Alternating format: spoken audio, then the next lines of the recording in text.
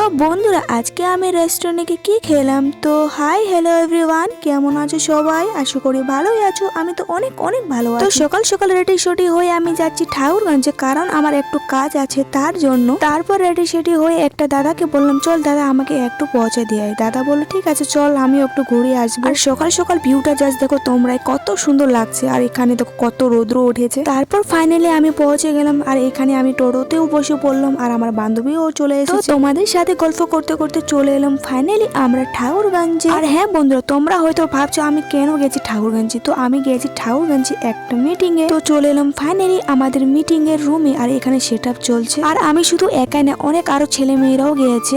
দেখতে পাচ্ছ কতজন এসেছে। আর আমি কিসের মিটিং এ গেছি, কি কারণে গেছি, তো আমার ব্লগ গুলো কন্টিনিউ দেখতে থাকো, তাহলে বুঝতে পারবে। তারপর আমাদেরকে দিয়েছিল একটু লাঞ্চ ব্রেক। তো লাঞ্চ ব্রেক দেওয়ার সময় আমি বানিয়ে নিয়েছি একটু রিলস। তোমরা হয়তো অবশ্যই আমার ইনস্টাগ্রামে বা ফেসবুকে দেখেছো। তো রিলস বানিয়ে চলে গেলাম লাঞ্চ করতে। আর হ্যাঁ বন্ধুরা, আর এই রেস্টুরেন্টটা তোমরা কারা কারা চেনো অবশ্যই কমেন্টে জানিও। লাঞ্চের মেনুতে ছিল ডাল, সয়াবিন আলু, পাপড়, স্যালাড, আর একটা ভাজা ছিল। ওটা কিসের ভাজা ছিল আমি কিন্তু জানি না, বাট সেই টেস্টি ছিল মেনুগুলো। তারপর খাওয়া দাওয়া কমপ্লিট করে চলে গেলাম আবার সেশনে। আর সেদিন না সেই রৌদ্র ছিল, কি বলবো, মনে হয় সূর্য মামা আমাদেরকে তাকিয়ে আছে। তো আমাদের সেশন শেষ হয়ে গেছে, তো এখন আমরা যাব বাড়ি। বন্ধুরা আজকের ব্লগটা তোমাদের কেমন লাগলো? যদি ভালো লাগে লাইক কমেন্ট শেয়ার করে দিও। তো আজকের জন্য এটুকুই, টাটা।